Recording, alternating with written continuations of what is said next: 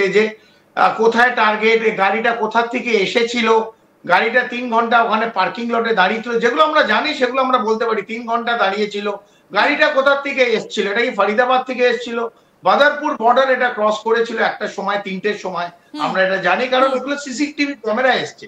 যে যে যে ঘটনাগুলো হয়েছে যেগুলো আমরা শিওর, সেগুলো ঘটনার উপর আমরা বলতে পারি এখানে অ্যামোনিয়াম নাইট্রেট ইউজ করা হয়েছে এই ব্লাস্টে, আমরা বলতে পারি এর সঙ্গে কিছু রাসায়নিক তেল ইউজ করা হয়েছে, খুব অল্প মেটাল এবং মেটাল বলস এর সঙ্গে ইউজ করা হয়েছে।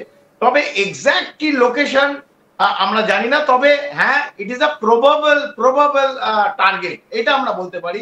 এই টার্গেট প্রবাবল কারণ পাকিস্তানের যারা হ্যান্ডলার তাদের মূল অবজেক্টিভ আমরা জানি, তারা ধর্ম নিয়ে খেলতে চায়, তারা পেহেলগাঁও ধর্ম জিজ্ঞেস করে মানুষকে মেরেছিল।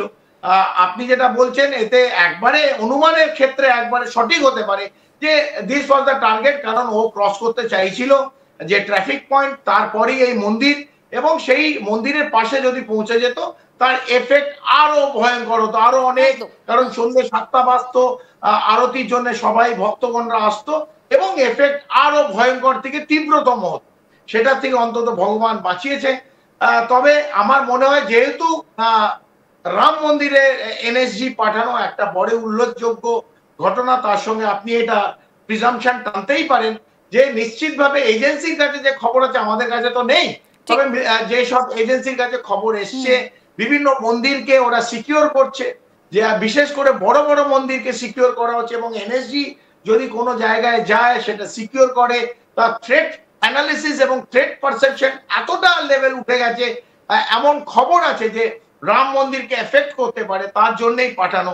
তো সেই জায়গায় খুব পরিষ্কার যে এই যেটা আপনি বললেন আমি উড়িয়ে দিতে পারছি না, নিশ্চিতভাবে সাধারণ মানুষ হিসেবে এই প্রশ্নগুলো ইতিমধ্যেই উঠে আসছে, একজন সাধারণ মানুষ এই দিকেই। তবে একটা বিষয় আমি একটু জানাবো যে গাড়িটা কখন থেকে দেখা গিয়েছিল, আমাদের প্রতিনিধির যে প্রতিবেদন তুলে ধরেছে তাতে গাড়িটা সকাল 8টা থেকে যে সমস্ত জায়গাগুলো সিসিটিভিতে দেখা গিয়েছে 8টা 4-এ কারটা দিল্লিতে ঢুকেছিল, বদরপুর টোল বুথ ক্রস করেছিল, সিসিটিভিতে এটা দেখা গেছে। তারপরে 8টা 20 নাগাদ দেখা গিয়েছে একটা পেট্রোল পাম্পে নিয়ার ওখলা ইন্ডাস্ট্রিজ এরিয়া, সেইখানকার সিসিটিভিতে দেখা গেছে 3টে 19 নাগাদ কার ঢুকেছিল পার্কিং এরিয়াতে রেড ফোর্টের, এবং তারপরই দেখা যায় যেখানে বেশ কিছুক্ষণ প্রায় 3 ঘন্টা গাড়িটা দাঁড়িয়েছিল, এবং 6টার কিছু পরে সেটা বেরিয়ে এসেছিল ওই লালকেল্লার পার্কিং থেকে, এবং এক্সাক্ট টাইমিংটা কখন সেটা এখনো তদন্ত সাপেক্ষ।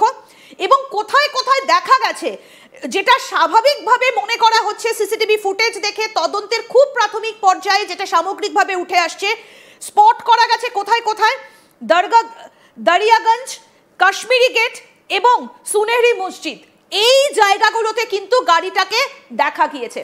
এবার যে আলোচনাটায় কর্নেল চৌধুরী আমরা আসবো, আপনি আমাদের সঙ্গে থাকুন। আপনি যেটা বললেন যে এই যে অযোধ্যার রাম মন্দির এনএসজি কমান্ডো ইতিমধ্যেই ঘিরে ফেলেছে, কিন্তু কেন? তাহলে কি রাম মন্দিরের দিকেও কোনোভাবে টার্গেট করা হচ্ছে? আসুন সেদিকে এবার নজর রাখি।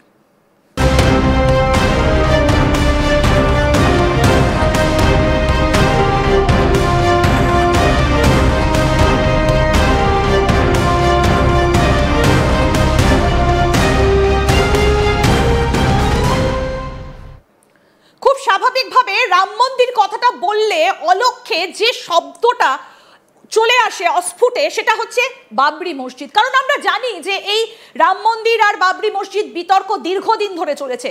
তাহলে কি কর্নেল চৌধুরী আপনি আমাদের সঙ্গে থাকুন, আমরা একবার শোনাই যে এই যে গৌরী শঙ্কর মন্দির তার পুরোহিত কি বলছেন।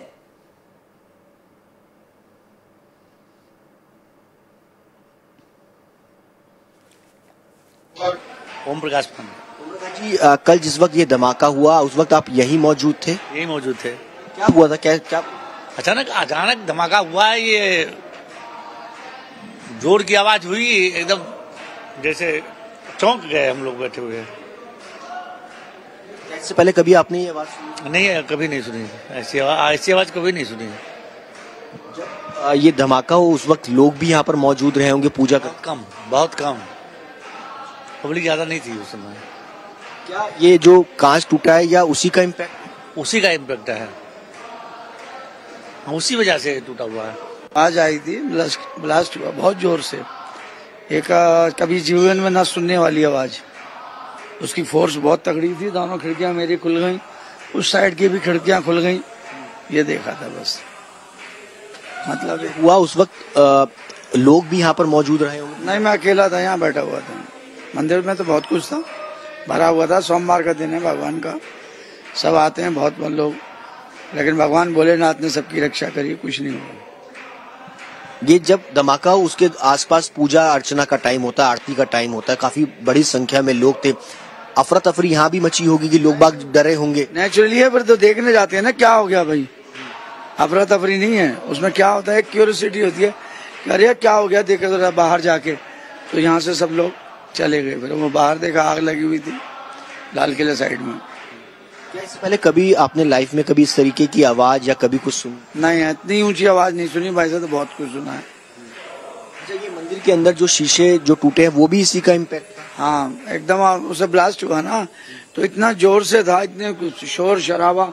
हाँ, एकदम ऐसा है ना इमेज, मतलब आप कल्पना नहीं कर सकते, ऐसा था।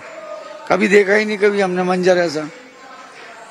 इतनी आवाज से दोनों साइड की खिड़कियां खुल रही हैं, ऊपर से डस्ट आई सारी एकदम चारों तरफ, और बाकी देखा कि गाड़ियों के जो हिस्से हैं, पड़कच्छे जो है वो उड़े, कहीं कहीं दूर दूर जाकर के गए। मंदिर के आसपास भी पड़कच्छे जो है वो उड़े, मंदिर की छतों पर इस तरीके के कुछ सब नहीं है, लेकिन हाँ मंदिर के आगे एक साइड में इधर सड़क के ऊपर एक लोथड़ा पड़ा था जो कहा जा रहा था कि उसका है मांस का,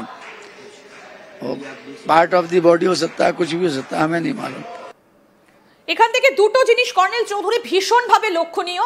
একটা হচ্ছে সোমবার প্রধান পুরোহিত যেটা বললেন, বাবার দিন, মানে শিব পুজো হয় সোমবার করে প্রত্যেকটা মন্দিরে, সেই দিন সোমবার। এবং একই সঙ্গে তিনি বলছেন যে প্রচুর ভক্তরা সন্ধেবেলায় আসেন আরতির সময়। বিস্ফোরণটা এত জোরে হয়েছে যে জানলাগুলো খুলে গিয়েছিল। তাহলে কি কোথাও এটা মনে হচ্ছে যে এই মন্দিরকেই টার্গেট করা হয়েছিল কোনোভাবে, সেটা এই মন্দিরের কাছাকাছি আসার আগেই বিকট জোরে সেটা ব্লাস্ট করেছিল? না, এই কথাটা তো আমি স্টুডিও অথবা আপনিও স্টুডিও ভেবে বলতে পারবেন না। এটা অনুমান করছেন, অনুমানের ওপর কোনো কথা হয় না, অনুমান কোনো ভিত্তি নয়। এটা যতক্ষণ না প্রিলিমিনারি ইনভেস্টিগেশন আছে, এখন খুব প্রিলিমিনারি স্টেজে, কোথায় টার্গেট, গাড়িটা কোথা থেকে এসেছিল, গাড়িটা 3 ঘন্টা ওখানে পার্কিং লটে দাঁড়িয়ে ছিল, যেগুলো আমরা জানি সেগুলো আমরা বলতে পারি। 3 ঘন্টা দাঁড়িয়েছিল, গাড়িটা কোথা থেকে এসেছিল, এটা কি ফরিদাবাদ থেকে এসেছিল, বাদারপুর বর্ডার এটা ক্রস করেছিল একটা সময়, 3টের সময়, আমরা এটা জানি কারণ এগুলো সিসিটিভি ক্যামেরা এসছে। যে যে ঘটনাগুলো হয়েছে যেগুলো আমরা শিওর, সেগুলো